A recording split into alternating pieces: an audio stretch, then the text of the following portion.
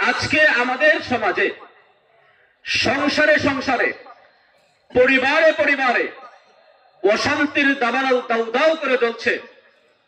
এর কারণ হলো স্বামীরা স্ত্রীদের হক আদায় করে না, স্ত্রীরা স্বামীদের হক আদায় করে না। এই কারণে আপনারা কি বলেন? শুধুমাত্র এক পক্ষ থেকে হক আদায় করলে সংসার সুখের হবে না। শুধুমাত্র স্ত্রী স্বামীকে মেনে চললেই সংসার সুখের হবে না। স্ত্রী সব দিক থেকে চেষ্টা করে স্বামীকে মেনে চলার জন্য, স্বামীর কথার বাইরে গিয়ে কোনো কাজ না করার জন্য।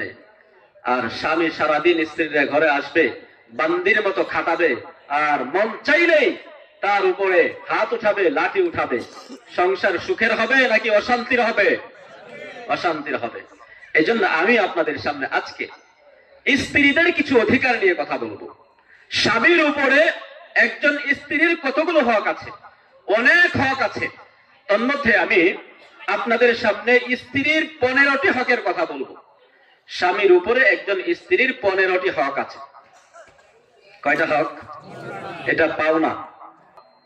প্রথম অধিকার, একজন স্বামীর জন্য স্ত্রীর সাথে ভালো ব্যবহার এবং ভালো আচরণ করা, এটা স্ত্রীর পাওনা। এক নাম্বার স্ত্রীর পাওনা হলো স্বামী তার সাথে ভালো আচরণ করবে। হুসনুল মুআমালা ওয়াল মুআশারা মা'আজ যাওজা, স্ত্রীর সাথে ভালো আচরণ করবে, খারাপ আচরণ করবে না। আল্লাহ তাআলা কুরআনুল কারীমে বলেছেন ওয়াশিরুহুন্না বিল মা'রুফ, স্ত্রীদের সাথে ভালো আচরণ করো, খারাপ আচরণ করবা না। কথায় কথায় গালি দেওয়া যাবে না। আজকে মানে কি একটা আজীব ব্যাপার আমিও লক্ষ্য করেছি। স্ত্রী হয়েছে মানে তাকে তুই তুই করে বলতে হবে। বেশিরভাগ মানুষ এটাই করে, মুরব্বীরাও এটাই করে, এখন যারা যুবক আছে তারাও এটা করে। আরে ভাই, স্ত্রী কি তুই ডাকার জিনিস নাকি? তার সাথে তুই তুই করে সম্পর্ক হবে কেন? হোক, সেটা না যায় আমি বলছি না। আমি যেটা বলতে চাই, স্ত্রী তো আপনাকে আপনি করে বলেন, আপনি অন্তত তুমি তো করে বলতে পারেন। কি বলেন আপনারা? তুই তুই কেন? তার বাবার বাড়ির মানুষের সাথে তার সামনে আপনি তুই তুই করে ডাকে রাখছেন।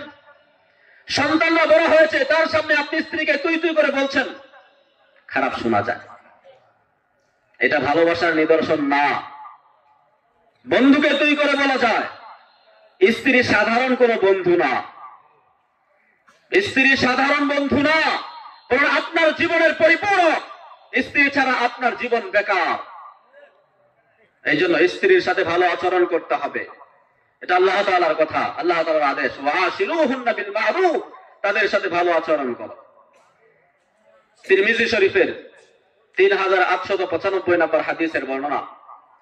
আম্মা জান আয়েশা সিদ্দিকা রাদিয়াল্লাহু তাআলা আনহা হাদিস বয়ান করেছেন।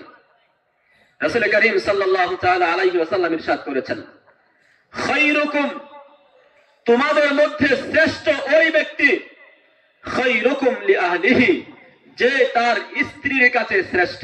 সুবহানাল্লাহ। তোমাদের মধ্যে ওই লোকটা শ্রেষ্ঠ যে তার স্ত্রীর কাছে শ্রেষ্ঠ। কারণ কি জানেন? কারণ হলো একজন স্ত্রী স্বামী সম্পর্কে যতটুকু জানে, সাধারণ মানুষ কিন্তু ততটুকু জানে না। আমি আপনাদের সামনে বয়ান করি, আপনারা সবাই আমাকে অনেক ভালো জানেন, মহব্বত করেন, কিন্তু আমার ভিতরের খবর, আসলে আমার চরিত্র কেমন, আমার আখলাক কেমন, আমার ব্যবহার কেমন, সেটা আমার স্ত্রীর চাইতে ভালো আর কেউ জানে না। এই জন্য নবীজি বলেছেন, স্ত্রী যদি আপনাকে ভালো বলে আপনি ভালো, স্ত্রী যদি আপনাকে মন্দ বলে আপনি কোশ্চেন করেও ভালো হতে পারেন না। স্ত্রী আপনাকে সার্টিফাই করবে। আর আজকাল তো আমরা এটাকে গুরুত্বই দেই না। সে ভালো বললেই কি, খারাপ বললেই কি, সে কে আমি কামাই করে আমি খাওয়াই না। ভাই, তার উসিলাই আল্লাহ আপনাকে খাওয়াচ্ছেন। সুবহানাল্লাহ বলেন না? তার উসিলাই আপনি খাচ্ছেন। নারীদের সম্মান বেশি, পুরুষের চাইতে নারীর সম্মান 3 গুণ বেশি। সুবহানাল্লাহ। এক সাহাবী আসছে নবীজির কাছে, এসে বললেন, ইয়া রাসূলুল্লাহ, মান আহাক্কু বিহুসনি সাহাবাতি, ইয়া রাসূলুল্লাহ, এই পৃথিবীতে আমি সবচেয়ে ভালো আচরণ কার সাথে করব? কে আমার কাছে সবচেয়ে ভালো আচরণ পাওয়ার হকদার? নবীজি বললেন উম্মুকা, তোমার মা। সাহাবী আবার বললেন সুম্মা মান ইয়া রাসূলুল্লাহ, এরপর কার সাথে আমি ভালো আচরণ করব? নবীজি বললেন উম্মুকা, তোমার মা। সাহাবী আবার বললেন সুম্মা মান ইয়া রাসূলুল্লাহ, এরপরে কার সাথে ভালো আচরণ করব?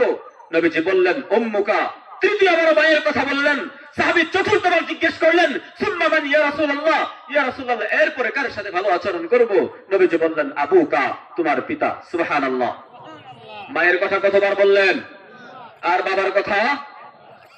বাবা নারী না পুরুষ? মা নারী না পুরুষ? নারী। এই হাদিসের মধ্যে নারী জাতিকে আল্লাহ রাব্বুল আলামিন পুরুষের চাইতে 3 গুণ মর্যাদা বেশি দান করেছেন। সুবহানাল্লাহ। আল্লাহ তো সম্মান দিয়েছেন, আপনি আমি দেব না কেন? তাকে আল্লাহ সম্মান দিয়েছেন, আমি কেন দিব না? এই জন্য পুরুষের জন্য 1 নম্বর দায়িত্ব হলো স্ত্রীর সাথে ভালো আচরণ করা। মনে থাকবে ইনশাআল্লাহ? মনে থাকে যেন। আমি একটু ব্যতিক্রম আলোচনাই করতেছি আজকে, ভিন্ন আলোচনা, হয়তো মজা পাবেন না, কিন্তু বিষয়গুলো খুব দরকারি। দ্বিতীয়, 2 নম্বর অধিকার, স্ত্রীর পাওনা, স্বামীর দায়িত্ব আইয়ুআল্লিমাহা উমুর দীনিহা ওয়া ইয়াহুসসাহা আলা আত-তাআ। 2 নম্বর, স্বামীর দায়িত্ব, স্ত্রীর পাওনা হলো স্ত্রীকে স্বামী দিনদারি শিখাবে, নেক আমলের প্রতি উৎসাহিত করবে। স্ত্রী নামাজ পড়ে না, নামাজ পড়ানোর দায়িত্ব স্বামীর। স্ত্রী কোরআন পড়তে জানে না, তাকে কোরআনুল কারীমের তিলাওয়াত শেখানো স্বামীর দায়িত্ব। স্ত্রী পর্দা করতে জানে না, স্বামীর দায়িত্ব স্ত্রীকে পর্দা শেখানো। স্ত্রী নামাজ কালাম জানে না, সূরা কেরাত পড়তে পারে না, স্বামীর দায়িত্ব সূরা কেরাত তাকে শেখানো। আজকাল আমরা করি নাকি এটা? খুব কম, চিন্তাও করে না। বিয়ে করে আনছে, বউ কোরআন পড়তে পারে না, জীবনে কোনোদিন ফিকির নাই যে আমার বউটা কোরআন পড়তে পারে না, আমি একজন শিক্ষিকা তালাশ করি যে আমার বাসায় আইসা আমার বউটাকে কোরআন শিখিয়ে দিবে। অথবা আমি কোথাও পাঠাই, আমার বউ, আমার স্ত্রী কোরআনুল কারীমের তেলাওয়াতটা শিখে আসুক। আমি তাকে এই ব্যাপারে উৎসাহিত করি না।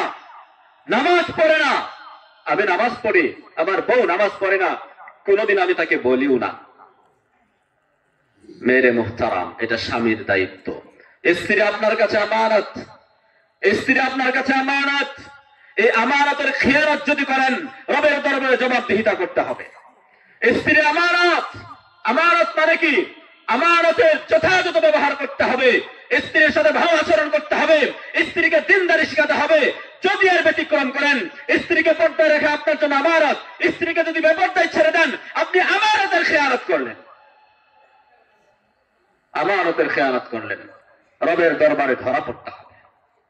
মেরে মুহতারাম, আল্লাহ রাব্বুল আলামিন সূরাতুত তাহরীমের 6 নম্বর আয়াতে কারিমার মধ্যে বলছেন, ইয়া আইয়ুহাল্লাযীনা আমানু কু আনফুসাকুম ওয়া আহলিকুম নারা। হে ঈমানদারেরা, তোমরা নিজেরা জাহান্নামের আগুন থেকে বাঁচো এবং তোমাদের পরিবারদেরকেও জাহান্নামের আগুন থেকে বাঁচাও। পরিবার পরিজন, স্ত্রী সবার আগে, এরপরে সন্তান সন্ততি, তারা তো পরে আসে, আগে তো স্ত্রী আসে। নিজে বাঁচো, স্ত্রীকে বাঁচাও, সন্তান সন্ততিকে বাঁচাও। তো আপনি যদি আপনার স্ত্রীকে নামাজই না পড়াতে পারেন, রোজাই না রাখাতে পারেন, পর্দায় চলতে না শিখাতে পারেন, তাহলে স্ত্রীকে জাহান্নামের আগুন থেকে বাঁচালেন কোথায়? বেপরদাই ছেড়ে দিলেন মানে স্ত্রীকে জাহান্নামের পথে উঠাইয়া দিলেন, জাহান্নামে যাচ্ছে। আপনি স্বামী, আপনি নাফরমান, তাকে বাধা দেন নাই। আল্লাহর কাছে জবাবদিহি করতে হবে। মেরে মুহতারাম, 3 নম্বর আলোচনা, আমি সরাসরি চলে যাচ্ছি। 3 নম্বর বিষয় হলো স্ত্রীর অধিকার, স্বামীর দায়িত্ব আইয়া আদিলা বাইনাহা ওয়া বাইনা দাররাতিহা ইন কানাত। অনেকে একাধিক বিয়ে করে, 2টা স্ত্রী থাকে, 3টা স্ত্রী থাকে, তাদের জন্য এটা। কারো যদি একাধিক স্ত্রী থাকে, তাদের সাথে আদল, ইনসাফ, সমতা রক্ষা করতে হবে। এক স্ত্রীকে নিয়ে আপনি থাকবেন বাসা বাড়িতে, আরেক স্ত্রীকে জঙ্গলে রাখবেন, জীবনেও তার সাথে দেখা সাক্ষাৎ নাই, মাসের পর মাস ওই স্ত্রীর সাথে সাক্ষাৎ নাই, মনে চাইলো মাঝে মধ্যে একটু গেলেন, আপনি আপনার কাজ ছেড়ে চলে আসলেন, দেখা সাক্ষাৎ করে শেষ। মাসে একবার গিয়ে বাজার করে দিয়ে আসলেন, আরেক স্ত্রী নিয়ে আপনি সারা জীবন থাকলেন, পুরা মাস থাকলেন। খেয়ানত, খেয়ানত, খেয়ানত। যদি এমন করেন, কিয়ামতের ময়দানে আপনি প্যারালাইসিস রোগীর মতো হাসরের ময়দানে উঠবেন, রবের দরবারে জবাবদিহি করতে হবে। আল্লামা আশরাফ আলী থানভী রহমাতুল্লাহি আলাইহি দুজন স্ত্রী ছিলেন। তিনি কি করতেন, বাজার থেকে যদি একটা তরমুজও কিনে আনতেন, সেটা মাঝখান দিয়ে কেটে দাড়ি পাল্লা দিয়ে মেপে তারপরে দুই স্ত্রীর ঘরে পাঠাতেন। কিতাবের মধ্যে আসছে তিনি 2টা তরমুজ আনতেন কিনে, এটা একটা উদাহরণ আসছে, 2টা তরমুজ আনতেন। এই 2 তরমুজ 2 স্ত্রীর ঘরে পাঠিয়ে দিতেন না। কারণ হলো, এমন তো হতে পারে একটা তরমুজ ভিতরে লাল আর একটা ভিতরে সাদা, হতে পারে না? তিনি কি করতেন, 2টাকে সমান করে মাঝখান দিয়ে কাটতেন, এইখানের অর্ধেক আর ওইখানের অর্ধেক, এইভাবে মিলিয়ে 2 তরমুজের 2 অর্ধেক একসাথে করে এক স্ত্রীর কাছে পাঠাতেন, আরেক অর্ধেক মিলিয়ে একটা স্ত্রীর ঘরে পাঠাতেন। সুবহানাল্লাহ বলবেন না? এইভাবে যদি পারেন তাহলে 2টা বিয়ে করেন, আর না হয় 2 বিয়ের নাম নিয়েন না। আল্লাহ বলেছেন, ফানকিহু মা তাবা লাকুম মিনান নিসাই মাসনা ওয়া সুলাসা ওয়া রুবা। যাদেরকে পছন্দ হয় 2টা বিয়ে করো, 3টা করো, 4টা করো, কিন্তু আসল কথা আল্লাহ বলেছেন, ফাইন খিফতুম আল্লা তা'দিলু, যদি আশঙ্কা করো একাধিক বিয়ে করলে তুমি আদাল ইনসাফ প্রতিষ্ঠা করতে পারবে না, সমতা রক্ষা করে চলতে পারবে না, 2 স্ত্রীর মধ্যে সমানভাবে হক আদায় করতে পারবে না, এই আশঙ্কা যদি হয় তাহলে ওয়াহিদা, একটা নিয়ে সন্তুষ্ট থাকো, একটা বিয়ে করবা। এই ওয়াজ দিলে চলবে না যে 2টা দিয়েই তো আল্লাহ শুরু করছেন, ফানকিহু মা তাবা লাকুম মিনান নিসা মাসনা, 2টা করো, 3টা করো, 4টা করো, এটা আসল না। আসল হইল আদল ইনসাফ প্রতিষ্ঠা করা। যদি না পারো একটা করো, তার মানে একটাই আসল। যদি তোমার সক্ষমতা থাকে যে তুমি আদল প্রতিষ্ঠা করতে পারবে, সম্পদের দিক থেকে, শারীরিক চাহিদার দিক থেকে, আচার ব্যবহারের মাধ্যমে, বাসস্থান দেওয়ার মাধ্যমে, পোশাক পরিচ্ছদ দেওয়ার মাধ্যমে 2জনকে সমানভাবে রাখার সক্ষমতা রাখো, তাহলে 2টা করো, আর না হয় একটাই হলো তোমার জন্য আসল। কথা বুঝে আসছে? মেরে মোহতারাম, এইটা হলো 3 নাম্বার স্ত্রীর পাওনা, স্বামীর অধিকার। 4 নাম্বার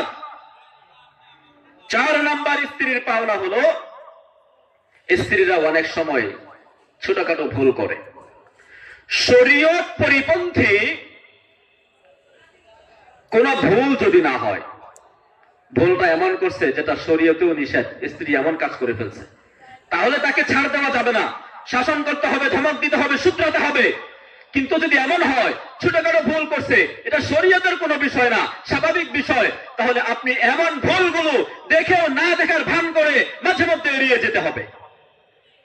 এটা স্ত্রীর পাওনা। কারণ আপনি একজন মহিলা মানুষ, তার সব দোষ যদি ধরতে চান, সে আপনার ঘরে সংসার করতে পারবে না। কারণ স্ত্রীদেরকে আল্লাহ তাআলা এইভাবে বানাইছেন, আল্লাহ তাআলা স্ত্রীদেরকে এইভাবে বানিয়েছেন, এরা একটু বাঁকা টাইপের থাকবে, এরা বাঁকা থাকবে, তেরা থাকবে, তেরা, স্বামীর কথা শুনতে চাবে না, এরা একটু বেশি কথা বলার চেষ্টা করবে, এভাবে আল্লাহ তাআলা বানিয়েছেন। এইটাই তাদের সৌন্দর্য। সুবহানাল্লাহ বলবেন না? এইটাই তাদের সৌন্দর্য। এই জন্য সব ভুল ধরা যাবে না। কারণ একটা ভুল করেছে, এটা হয়তো আপনার কাছে অপছন্দ লেগেছে, এই স্ত্রীর তো আরো হাজারো ভালো গুণ আছে, আছে না? আরো হাজারো ভালো গুণ আছে। একজন মানুষের ভালো গুণই বেশি থাকে। আপনার সাথে বছরের পর বছর সংসার করছে, ভালো গুণটাই তো বেশি, মাঝে মধ্যে একটু উল্টাপাল্টা হয়তো করতে পারে। তো আপনি চিন্তা করবেন, সে যখন একটু উল্টাপাল্টা করবে, আপনি চিন্তা করবেন, আরে সে তো আরো অনেক ভালো কাজ করে, অনেক ভালো কাজ তো করে, টুকটাক ছোটখাটো ভুল তো হতেই পারে। আমাদের সমাজে কি হয়, সাধারণ থেকে সাধারণ ছোটখাটো ভুল নিয়ে, তরকারিতে লবণ কম হয়েছে বা বেশি হয়েছে, ঝাল বেশি দিয়ে ফেলেছে, সময় মতো খাবারটা দিতে পারে নাই, এই জন্য বাসায় গিয়ে মারামারি।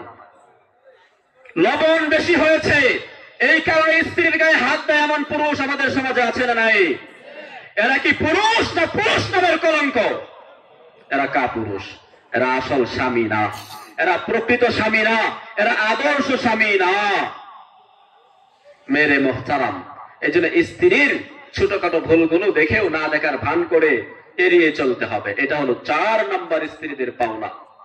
5 নাম্বার স্ত্রীর পাওনা, স্বামীর দায়িত্ব, আল্লাহ ইউজি বিহা বিদরবিহা ওয়া বিদরবিহা ফি ওয়াজহিহা আও বিতাকবিহিহা। স্ত্রীর গায়ে হাত তোলা এটা সম্পূর্ণ অপরাধ। স্ত্রীকে গালি দেওয়া সম্পূর্ণ অপরাধ। সাধারণ মুসলমানকে গালি দেওয়াও তো কবিরা গুনাহ, জানেন না আপনারা? আল্লাহ নবী বলেছেন সিবাবুল মুসলিমি ফুসুকুন ওয়া কিতালুহু কুফরুন, মুসলমানকে গালি দেওয়া ফাসিকি মানে কবিরা গুনাহ, হত্যা করা কুফরি। তো সে আপনার স্ত্রী, সে তো একদম কাছে, তাকে আপনি গালি দিলেন মানে বড় কবিরা গুনাহ করলেন। এটা সম্পূর্ণ নিষেধ। গায়ে হাত তোলা যাবে না, বিশেষ করে যেটা হাদিসের মধ্যে আসছে চেহারার মধ্যে হাত তোলা যাবে না। আর আগে অনেক সময় গালের মধ্যে থাপ্পড় দেয়, দেয় কি দেয় না? অনেকেই দেয়, এটা হারাম, নিষেধ। শুধু স্ত্রী না, কোন মানুষকে শাস্তি দেওয়ার সময় তার গালে হাত দেওয়া যাবে না।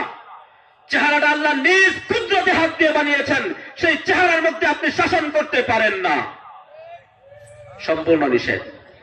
চেহারার মধ্যে আঘাত করা যাবে না। এরপরে এখানে আসছে এই অধিকারের মধ্যেই স্ত্রীকে গালি দেওয়া যাবে না।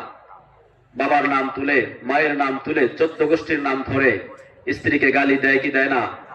হারাম। শিখে রাখবেন ভাইয়ারা আমার, আমি ছোট মানুষ, এই কথাগুলো মুরব্বীদের বলা দরকার। আমার কেমন যেন আজকেই মনে হলো সকালে আমার, যে যখন এখানে দেখলাম ফেসবুকে, আমি দেখলাম মহিলাদের লাইভ হচ্ছে, মানে মাওলানা শফিকুল ইসলাম সাহেব বয়ান করতেছেন মহিলাদেরকে লক্ষ্য করে। আমি ফেসবুকে দেখলাম ওই ছেলেরা ছাড়ছে, মাশাআল্লাহ মহিলাদেরকে খুব নসিহত করা হচ্ছে। তো আমার মনে হলো মহিলাদেরকে তো সবাই নসিহত করে, মহিলাদেরও তো কিছু পাওনা আছে, পুরুষদেরকেও সেটা জানানো দরকার। এই জন্য মূলত আমি কয়েকটা কথা বলতেছি। আমি হাদিসগুলো লিখে নিয়ে আসছি, অল্প সময়ের মধ্যে এতগুলো হাদিস জেহেনের মধ্যে নাই, আমি পড়াশোনা করে কয়েকটা হাদিস লিখে নিয়ে আসছি। মেরে মুহতারাম, 5 নম্বর অধিকার চলে গেল। 6 নম্বর অধিকার, 6 নম্বর অধিকার হলো আইয়াজলিসা মা'আজ যাওজা ইউহাদ্দিসুহা ওয়া ইয়াসতামি'উ ইলা হাদিসিহা, মাঝে মধ্যে স্ত্রীকে নিয়ে খোশ গল্প করা। নীরবে নির্জনে আপনি বসেন, স্ত্রীর সাথে মিষ্টি কথা বলেন, সুখ দুঃখের গল্প শোনান, তার কথা মনোযোগ দিয়ে শুনেন। অনেক সময় স্বামীরা করে কি, নিজের কথাই শোনাতে চায়, নিজের কথাটা না শুনলে স্ত্রীর সাথে রাগারাগি করে, কিন্তু স্ত্রীরও মনের মধ্যে কিছু কথা জমা থাকে আপনাকে শোনানোর জন্য। আপনারও দায়িত্ব স্ত্রীর সেই কথাগুলো মনোযোগের সাথে শোনা। কি বলেন আপনারা? মনোযোগের সাথে স্ত্রীর কথাগুলো শুনতে হবে, মাঝে মাঝে খোশ গল্প করতে হবে। আম্মা জান আয়েশা সিদ্দিকা রাদিয়াল্লাহু তাআলা আনহা বলেন, ইদা কানা বিল-লাইলি সারা মা আয়েশা, নবী করিম সাল্লাল্লাহু তাআলা আলাইহি ওয়াসাল্লাম রাতের বেলায় আম্মা জান আয়েশা সিদ্দিকাকে নিয়ে হাঁটাহাঁটি করতেন, পায়চারি করতেন, ঘোরাফেরা করতেন, আর গল্প গুজব করতেন, হাঁটতেন আর কথাবার্তা বলতেন। এখন সমস্যাটা হইল, আমাদের সমাজের পরিবেশটা এমন হয়ে গেছে, স্বামী স্ত্রী একসাথে বসা দেখলে, একসাথে হাঁটা দেখলে মানুষ খারাপ মনে করে। ভাই, স্বামী স্ত্রী একসাথে হাঁটবে না, আরেকজনকে নিয়ে হাঁটবে, এটা তো ভালো। সকালবেলা স্বামী স্ত্রী বের হোক না, একটু হাঁটাহাঁটি করো, রাতের বেলা একটু বের হোক না, হাঁটাহাঁটি করো, নিজের বাড়ির উঠানে তো হাঁটতে পারে। মেরে মুহতারাম, অর্থাৎ স্ত্রীকে মাঝে মধ্যে গল্প শোনানো, তার কথাগুলো মনোযোগ দিয়ে শোনা, জিজ্ঞেস করা যে আজকে আমার মনটা ভালো আছে, চলো আজকে একটু গল্প করি, তোমার কি গল্প আছে, আমাকে কিছু গল্প শোনাও, একটা কবিতা শোনাও, একটু তেলাওয়াত করো, আমি শুনি। আম্মা জান আয়েশা সিদ্দিকা বলেন, আমার কুলে নবীজি মাথা রেখে প্রায় কুরআনুল কারীম তেলাওয়াত করতেন। সুবহানাল্লাহ। শুধু তাই না, আম্মা জান বলেন মাঝে মধ্যে এমন অবস্থায় তিনি তেলাওয়াত করতেন যে আমি অসুস্থ থাকতাম, মাসে যে অসুখটা হয়, আমি মাসিক অবস্থায় থাকতাম, নবীজি আমার পায়ের উপর মাথা দিয়ে শুয়ে পড়তেন, কুরআন তেলাওয়াত করতে থাকতেন। সুবহানাল্লাহ। তো নবীজির চাইতে বড় বুজুর্গ আর কেউ আছে? নবীজির চাইতে বড় পীর, বড় বুজুর্গ আর কেউ নাই। মেরে মুহতারাম, এটা ছিল আমাদের কয় নম্বর অধিকার? 6 নম্বর অধিকার। 7 নম্বর অধিকার হলো আল্লাহ ইয়াহজুরহা, স্ত্রীকে কোনোদিন ঘর থেকে বের করে দেওয়া যাবে না, আলাদা রাখা যাবে না। আপনি খুব রাগ করলেন, স্ত্রী অপরাধ করেছে, অন্যায় করেছে, খুব রাগারাগি হয়েছে, মারামারি হয়েছে, দরজাটা খুলে ধাক্কা দিয়ে বের করে দিলেন, যা আমার ঘরে জায়গা নাই, বাইরে ঘুমা, আরেক ঘরে যা। হারাম, হারাম, হারাম, এটা করা যাবে না। যদি বিশেষ কোনো দরকার হয়, একই ঘরে থাকবে, আপনি আলাদা বিছানা করে দেন, সেখানে সে ঘুমাবে, আপনি আলাদা ঘুমাবেন, অথবা আপনি আপনার ঘর ছেড়ে অন্য কোথাও চলে যান, স্ত্রী এই ঘরেই থাকবে, বাইরে কোথাও দেওয়া যাবে না। কোথায় ছেড়ে দেন আপনি স্ত্রীকে? এটা আমাদের সমাজে হয়, কিন্তু ধাক্কা দিয়ে বের করে দেয়। একজন স্ত্রীকে আপনি এত সাধারণ মনে করেন কেমনে? হালকা টুকটাক তর্ক বিতর্ক হতেই পারে, আপনার সাথে তর্ক সে করতেই পারে, আপনি তাকে করতে পারেন, মারতে পারেন, আপনার কথার একটা দুটা জবাব দেওয়ার অধিকার কি তার নাই? সে কি মানুষ না? সে কি কোনো বাবার সন্তান না? সে কি মায়ের সন্তান না? তাকে কি কোনো মা 9 মাস গর্ভ ধারণ করেনি? বাবা 16 বছর, 17 বছর, 18 বছর তিলে তিলে তাকে মানুষ করেছে, আপনার কাছে দিয়েছে। এই মেয়েটা বাবা মায়ের ঘরে জন্ম নেওয়ার পরে বাবার বাড়িতে 20 বছর পর্যন্ত থেকেছে, 18 বছর পর্যন্ত থেকেছে, বাবা মা লালন পালন করেছে, তাদের সবাইকে ছেড়ে, ভাই বোনকে ছেড়ে আপনার ঘরে চলে এসেছে। আপনি সেকে তাকে ভোগ করছেন, আপনার কাছে ব্যবহার করছেন, আর মন যেভাবে চায় সেভাবেই তার উপর শাসন করবেন, সেটা হতে পারে না। ইসলামের গণ্ডির মধ্যে থাকতে হবে, তারও দাম আছে, তারও মর্যাদা আছে। আপনি স্বামী মানে এই নন যে আপনি মালিক আর সে আপনার দাসী, এটা না, এটা ভাববেন না। মেরে মুহতারাম, নবী করিম সাল্লাল্লাহু তাআলা আলাইহি ওয়াসাল্লাম সারা জীবন এই নারীদের অধিকার প্রতিষ্ঠা করবার জন্য মেহনত করেছেন। যে নারী জাতি আইয়ামে জাহিলিয়াতের সময়, জাহিলি যুগে নারীদেরকে শুধু মানুষ ভোগ করত, বাজারে বেচা কেনা হতো, ওই নারীদেরকে মানুষ মানুষ মনে করত না, মানুষ মানুষ মনে করত না, তাদেরকে জিন্দা দাফন করে দিত। সেই অবহেলিত নারী সমাজকে বিশ্বনবী মুহাম্মদ রাসূলুল্লাহ সাল্লাল্লাহু তাআলা আলাইহি ওয়াসাল্লাম এই মাটি থেকে, এই ফরশ থেকে তাদের মর্যাদা আরশ পর্যন্ত উঠায় দিয়েছেন। সুবহানাল্লাহ। মেরে মুহতারাম, নবীজি এমনকি বিদায় হজ্জের ভাষণে, সর্বশেষ বিদায় হজ, সর্বশেষ ভাষণে নবীজি বলে গিয়েছেন, ইস্তাউসু বিন নিসাই খায়রা। ও আমার উম্মতেরা, ও আমার উম্মতেরা, শুনো, আমার সর্বশেষ নসিহত গ্রহণ করো। ইস্তাউসু বিন নিসাই খায়রা, তোমরা তোমাদের স্ত্রীদের সাথে ভালো আচরণ করবা, তাদের সাথে ভালো আচরণ করবা, তার দাসীর মতো আচরণ করবা না। নবীজির বিদায় হজের ভাষণ। মেরে মুহতারাম, এটা ছিল 7 নম্বর অধিকার। স্ত্রীদের 8 নম্বর অধিকার, 8 নম্বর পাওনা আর স্বামীর দায়িত্ব। আইয়াতাযায়্যানার রাজুলু আইয়াতাযায়্যানা লিযাওজাতিহি কামা তাতাযায়্যানু লাহু। স্ত্রী যেমন ভাবে আপনার জন্য সাজগোজ করে থাকে, আপনি এটা পছন্দ করেন যে আমার বউ আমার জন্য সাজুগুজু করে থাকবে, আমার বউ ভালো ভালো পোশাক পরে থাকবে, আমি বাসায় আসবো, আমার বউর ময়লা কাপড় যেন আমার নজরে না আসে, আমার বউ যেন আমার জন্য সাজুগুজু করে থাকে, আমি সারাদিন কষ্ট ক্লান্ত হয়ে আসবো, বাসায় ঢুকবো, স্ত্রীর মুস্কি হাসি মাখা চেহারাটা দেখবো, আমার সারাদিনের অশান্তি দূর হয়ে আমার অন্তরটা প্রশান্তিময় হয়ে যাবে। এটা পুরুষেরা চায় না? স্ত্রীরাও চায়। স্ত্রীরাও চায় আমার স্বামীটা স্মার্ট হোক, আমার স্বামীর কাপড় চোপড় পরিষ্কার থাকুক, ময়লার নোংরা জামা কাপড় নিয়ে আমার কাছে যেন আমার স্বামী না আসে, ঘামের গন্ধ নিয়ে যেন আমার স্বামী আমার কাছে না আসে। সকল স্ত্রীরাও কিন্তু এটা চায়। অনেক সময় বলতে পারে, আর অনেক সময় আপনারা তো সবাই বাঘের বাচ্চা, বাঘ হয়ে থাকেন, বাইরে বিড়াল, ঘরে আসলে ভাগ। এই বাঘের ভয়ে স্ত্রীরা ইচ্ছে করলে অনেক সময় নিজের মনের কথাটা বলতে পারে না, সাহস পায় না। কিন্তু প্রত্যেকটা স্ত্রীর মনের চাহিদা এটা যে আমি যেমন ভাবে সাজগুজ করি, আমার স্বামীও আমার জন্য সাজগুজ করো, এটা তার পছন্দ। মনে থাকবে বিষয়টা? খারাপ শোনা যাইতেছে, এটা বাস্তবতা। করবেন তো ইনশাআল্লাহ? আমার আজকের আলোচ্য বিষয় সম্পূর্ণ বিশেষ করে যুবক ভাইদের জন্য। যুবক ভাইদের জন্য মুরব্বী যারা আছেন, বাবারা, চাচারা, তারা তো আলহামদুলিল্লাহ জীবন পার করে দিয়েছেন, যদি কিছু শিকার থাকে তাহলে নিবেন। আর যুবক ভাইয়েরা যারা বিয়ে করেছেন অথবা করার ইচ্ছে করছেন, করবেন কিছুদিনের মধ্যে অথবা ভবিষ্যতে করবেন, আপনারা বিশেষ করে এটা মন দিবেন। এখনকার মেয়েরা, শুধু এখনকার না, সারা জীবনেই এটা সংসার চলে আসতেছে। বাবা আদম আলাইহিস সালাম থেকেই তো চলে আসতেছে। আমরা মনে করি এখন মনে হয় ছেলে মেয়েরা খুব আধুনিক হয়েছে। ভাই, বিয়ে শাদী তো একবার দুনিয়া সৃষ্টির পর থেকে হয়ে আসতেছে, আসে না? না হয় আমরা কেমনে আসলাম, আমাদের দাদারা, পরদাদারা, তারা কেমনে আসলো?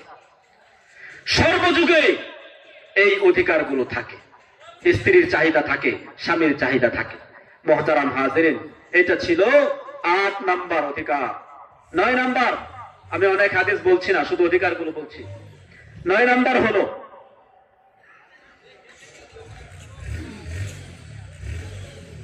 শরীয়ত কর্তৃক অনুমোদিত বিশেষ চাহিদার প্রতি লক্ষ্য রাখা।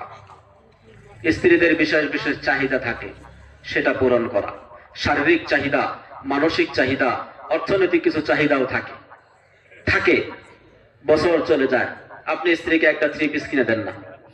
ধান পান 100 মণ 500 মণ মাছা বইরা রাখেন, বেচার জন্য বেচেন, টাকাগুলো ব্যাংকে জমা করে রাখেন, অথবা এই টাকা দিয়ে আবার জমি কিনেন। স্ত্রীকে ভালো একটা পোশাক কিনে দেন না। ওই ঈদে ঈদে মনে চাইলে বাচ্চা কাচ্চাকে কিনে দেওয়ার পরে মনে চাইলে স্ত্রীর জন্য কিছু কিনেন, আর না হয় কিনেন না। এটা না, স্ত্রীর চাহিদা আছে, সেই চাহিদাটাকে আপনার পূরণ করতে হবে। তাকে আপনি ভালো দেখতে চান, তার মনটা ফ্রেশ থাকবে, সাজুগুজু করে থাকবে কেমনে, তৈরি তো আপনাকে করে দিতে হবে। কি বলেন আপনারা? স্ত্রীর এই চাহিদাগুলো পূরণ করতে হবে। মুহতারাম হাজিরিন, 10 নম্বর হলো আত-তালাত্তুফু বিহা ওয়া মুলাআবাতুহা, স্ত্রীকে তার মনোরঞ্জন করার চেষ্টা করা। আগেও গিয়েছে, স্ত্রীকে খুশি রাখার জন্য যত কৌশল আছে সেই কৌশলগুলো আপনাকে অবলম্বন করতে হবে। স্ত্রীর মনটা খারাপ, আপনি এসে ঘর থেকে রাগ করে চলে গেলেন, যে ঘরে আসলাম মনটাকে খারাপ করে রেখেছে, মুখটাকে অন্ধকার করে রেখেছে, চলে যাই।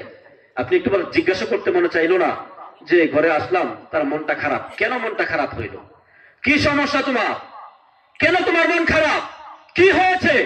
তো জানার দরকার আছে না নাই?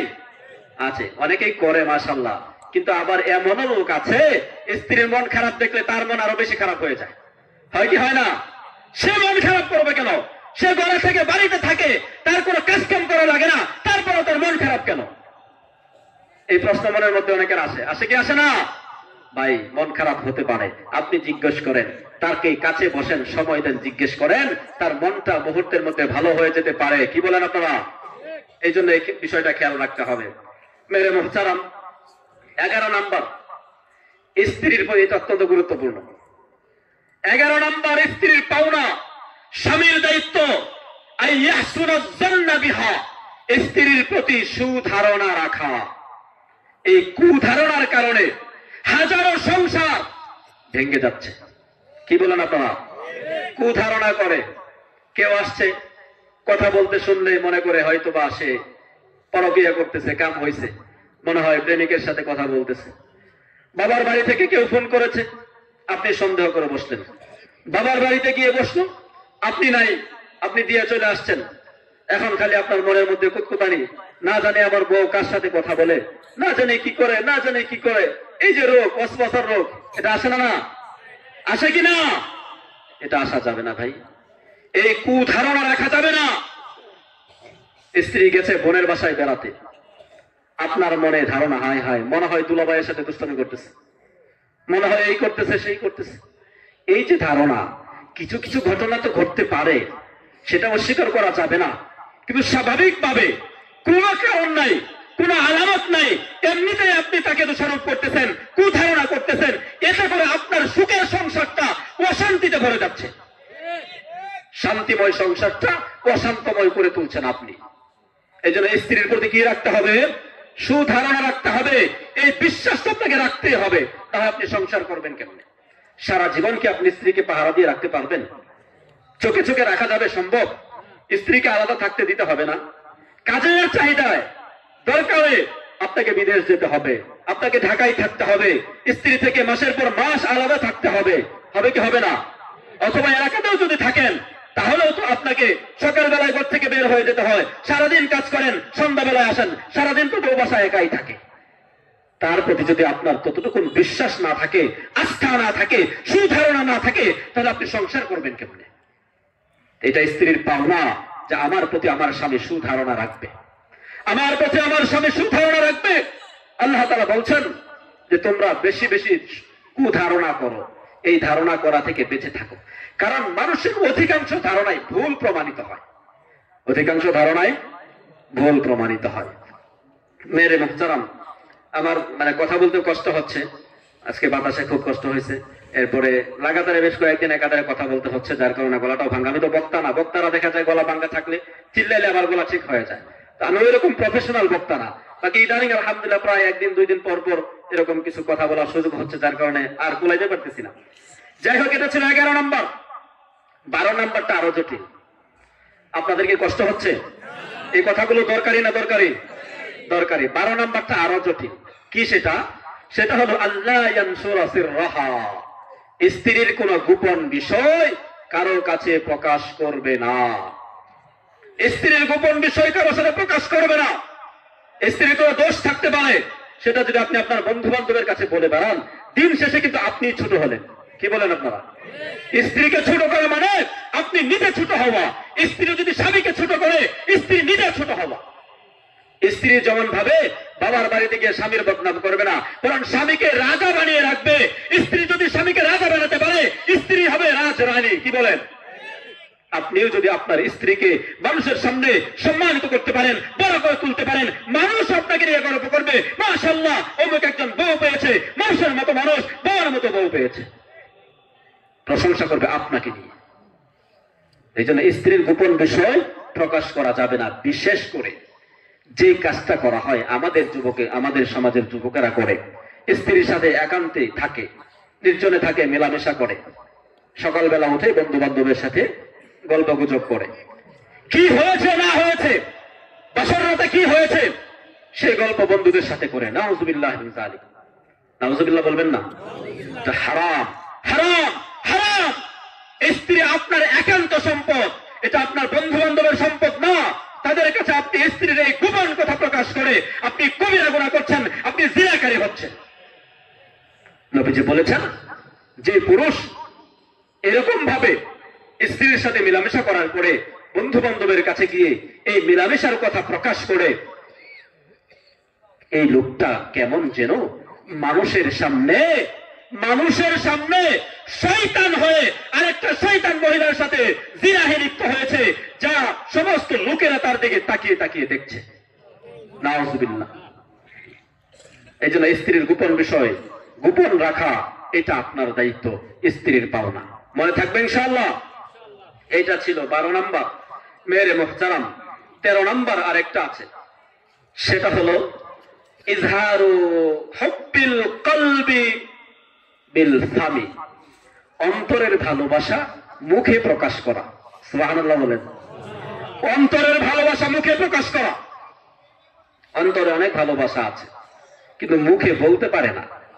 স্ত্রীরা কিন্তু এটা চায় যে আমার স্বামী আমাকে বলুক যে আমি তোমাকে খুব মহব্বত করি, আমি তোমাকে খুব ভালোবাসি। শুধু টাকা পয়সা ইত্যাদি চাহিদাগুলো পূরণ করলেই হয় না, মাঝে মধ্যে আপনি মুখে বলেন, স্ত্রীকে বলেন আমি তোমাকে ভালোবাসি, তোমার কাজগুলো আমার পছন্দ হয়, তোমার সবকিছু আমার পছন্দ, তোমার যে পোশাকটা পরো, যে পোশাক পরো সেটা পরলে তোমাকে ভালো লাগে, তোমার চুলগুলো আমার পছন্দ, তোমার ঠোঁটগুলো আমার পছন্দ, তোমার হাঁটাটা আমার কাছে খুবই পছন্দনীয়, আমি খুবই মহব্বত করি, তুমি যে এইভাবে ঘুমাও এটা কিন্তু আমার কাছে খুব প্রিয়, ভালো লাগে, আমি এটাকে পছন্দ করি। স্ত্রী খুশি হবে, স্ত্রী খুশি হবে। আর স্ত্রী খুশি থাকলে সংসারটা সুখের করে দিবেন কে? আল্লাহ। মেরে মুহতারাম, এই কাজটা আমরা করবো ইনশাআল্লাহ। পারবো তো ইনশাআল্লাহ? মুহতারাম হাজিরিন, 14 নাম্বার হলো মনের ভালোবাসাকে কর্মের মাধ্যমে প্রমাণ করা। আগেরটা কি ছিল? মনের ভালোবাসা মুখের মাধ্যমে প্রকাশ করা। আর এবারেরটা হলো মনের ভালোবাসা কাজের মাধ্যমে প্রকাশ করা। অর্থাৎ শুধু মুখে বললেন আর কাজে আপনি তার বিপরীত করলেন, দিন শেষে আপনি স্ত্রীর কাছে ধোঁকাবাজ প্রমাণিত হবেন। কি বলেন? দিন শেষে মানুষ বলবে বা স্ত্রী বলবে তুমি শুধু এটা মুখেই বলো, কাজের কাজ কিছুই করো না, বারবারই তো বলো, প্রতিদিনই তো বলো, কই কিছু তো করতে দেখি না, শুধু বলে মুখে মুখে, আছেন এরকম, কাজে না। তো এটা হাদিসের বর্ণনা যে মনের ভালোবাসাটা কাজের মাধ্যমে প্রমাণ করা। আমি যদি হাদিস আপনাদেরকে শোনাই, আম্মা জানা আয়েশা সিদ্দিকা রাদিয়াল্লাহু তাআলা আনহা হাদিসের মধ্যে ইরশাদ করেছেন, তিনি বলেন কুনতু আশরাবু মিনাল কাদাহি, আমি গ্লাস দিয়ে পানি পান করতাম, পাত্র দিয়ে পানি পান করতাম। অনেক সময় এমন হতো ওয়া আনা হাইদ, আমি অসুস্থ থাকতাম, মাসিক অসুস্থ আমার থাকতো, আমি পানি পান করতাম। তারপরেও নবীজি কি করতেন, আমি এই পাত্র যখন নবীজিকে দিতাম, আমি খেয়াল করে দেখতাম আমি পাত্রের যেই জায়গায় মুখ লাগিয়ে পানি পান করেছি, আমার নবী আমার মুখের ওই জায়গায় মুখ লাগিয়ে তিনিও পানি পান করেছেন। সুবহানাল্লাহ। ভালোবাসার প্রমাণ, ভালোবাসার প্রমাণ। আম্মা জান আয়েশা রাদিয়াল্লাহু তাআলা আনহা হাড্ডি চিবিয়ে দিতেন, হাড্ডি খেয়ে দিতেন, সেই হাড্ডির মধ্যে নবীজি মুখ লাগিয়ে সেই হাড্ডি চুষণ করতেন, চুষতেন। সুবহানাল্লাহ। ভালোবাসা প্রমাণ করার জন্য যে আমি তোমাকে ভালোবাসি, কর্মের মাধ্যমে মনের ভালোবাসাকে প্রমাণ করা। মুহতারাম হাজরিন, এটা ছিল 14 নাম্বার। 15 নাম্বার, এটা খুব দরকারি আমি মনে করি, ঘরের কাজে স্ত্রীকে সহযোগিতা করা। ঘরের কাজ কর্মে স্ত্রীকে সহযোগিতা করা অনেকেই করে না। আয়সা যদি দেখি রান্না এখনো হয় নাই, হাই হাই হাই, কিল ঘষে একটা মাটি পড়ে না, শুরু হয়ে যায় গালাগালি। না কেন ভাই দেরি হয়েছে, আপনি জিজ্ঞেস করেন, চলো দুইজন মিলে তাড়াতাড়ি করে ফেলি, আমি একটু তরকারিটা কেটে দেই, মাছটা আমি কেটে দেই। স্ত্রী হয়তো বাচ্চা কাচ্চা সামলাইতে সামলাইতে দেরি হয়ে গেছে, এরকম হয় না? শুধু এটা উদাহরণ দিলাম। যাবতীয় সকল কাজে, ঘরের কাজে স্ত্রীকে সহযোগিতা করা এটা স্বামীর দায়িত্ব। মাঝে মধ্যে স্ত্রীর কাপড় চোপড় ধুয়ে দিতে পারেন। তো হুজুর বলেন কি, এত বউ পাগল হুজুর তো দেখলাম না কোথাও। এরকম ভাবতেছেন না তো যে বউয়ের কাপড়ও ধুয়ে দেয়? আমার মনে আছে বাড়িতে থাকতে একদিন আমি আমার বউয়ের কাপড় মনে হয় ওই তখন তো বাড়িতে মোটর ছিল না, পুষ্করিতে ধুইতেছিলাম। আমার দুলাভাই ওই দিঘির পারে, দুলাভাই দেখে বলে, এটা কি করো তুমি? হায় হায়, বউয়ের কাপড় তোমার ধুয়ে দেওয়া লাগে? এটা কি? সে আশ্চর্য হয়ে গেছে, বউয়ের কাপড় ধুয়ে দেওয়া লাগে কেন ভাই? সেও তো মানুষ, সারা জীবন মাসের পর মাস সে আমার কাপড় চোপড় ধুইতেছে, মাঝে মধ্যে আমি তারটা ধুইলে কি গুনাহ হয়ে যাবে? গুনাহ হবে না, বরং আমার খুশি হবে। আপনি বলেন যে তাড়াতাড়ি চলে আসো, আমাকে খাবার দিতে হবে, তুমি কাপড় চোপড় বাথরুমে রেখে আসো, আমি ধুয়ে দিব না, সে খুশি হবে। মাঝে মধ্যে এটা করেন। সংসার সুখের করে দেওয়ার মালিক কে? যদি সংসার সুখের করতে চান, দুইজন মিলে সংসারটাকে সাজান, বুঝাপড়া হোক যে চলো তোমার কি হক আছে আর আমার কি হক আছে, শরীয়ত তোমাকে কি দায়িত্ব দিয়েছে, আমাকে কি দায়িত্ব দিয়েছে, চলো দুইজনে মিলে সেই দায়িত্বগুলো পালন করে সংসারটা সুখের করে দিবেন কে? আল্লাহ। তা বাসর রাতে প্রতিজ্ঞা হতে পারে। যুবক ভাইরা যারা বিয়ে করার নিয়ত করছেন, করবেন, প্রতিজ্ঞা করেন বিয়ের রাত্রে। আজকাল তো মানুষ বিয়ে করে পেলে একবারে সমাজে কোন প্রস্তুতি নেই। বাবাও বলে বিয়ে করবি, খাওয়াবি কি, আগে টাকা কামাই কর, এরপরে তোকে বিয়ে করানো হবে। এটা হলো তাদের প্রস্তুতি। বিয়ের সর্বোচ্চ প্রস্তুতি হলো টাকা কামাই করা। দুল টুল কিনা দিতে হবে না, এই প্রস্তুতি না রে ভাই। বিয়ের প্রস্তুতি এটা না, এটা তো একটা প্রস্তুতি। বিয়ের মূল প্রস্তুতি হলো তুমি যে বিয়ে করবে, স্ত্রীর সাথে কিভাবে আচরণ করবে, স্ত্রীকে কিভাবে পরিচালনা করবে, স্ত্রীর উপর তোমার কি দায়িত্ব আছে, কি কি হক গুলো আছে, কি কাজগুলো করতে হবে, সেইগুলো আগে শিক্ষা গ্রহণ করো। এটা হলো 1 নাম্বার প্রস্তুতি। আমি বিয়ে করব, আমার ঘরে বউ আসবে, তার কি দায়িত্ব, তাকে কিভাবে রাখতে হবে, আমার কি দায়িত্ব, এটা পড়াশোনা করতে হয়। আজকাল তো পড়াশোনাকে গুরুত্ব দেয় না। ছেলে বড় হয়েছে, ধুমধাম বিয়ে করে ফেলে, বাবা তাড়াহুড়া করে বিয়ের ব্যবস্থা করে দেয়। ছেলেটা বউ রাখতে পারবে কি পারবে না, তার সাথে কেমনে আচরণ করবে সেটা তো শিখে নেয়। যার কারণে কি হয়, 2 দিন পর পর সংসার ভেঙে যায়, অথবা 2 দিন পর পর দরবার বসতে হয়। হয় কি হয় না? এই জন্য মেয়েরে মুহতারাম, শুধুমাত্র স্ত্রীদের হক না, স্ত্রীদের উপরে আপনাদের হক আছে, আপনাদের উপরও স্ত্রীদের হক আছে। বিশেষ করে আমি যে 15টা হকের কথা বললাম, এই কথাগুলো আপনাদের বুঝে আসছে তো ইনশাআল্লাহ? স্ত্রীদের সাথে ভালো আচরণ করবেন তো ইনশাআল্লাহ? যুবক ভাইরা বলেন, স্ত্রীদের সাথে ভালো আচরণ করবেন তো? স্ত্রীদেরকে কোনোদিন গালিগালাজ করবেন না তো?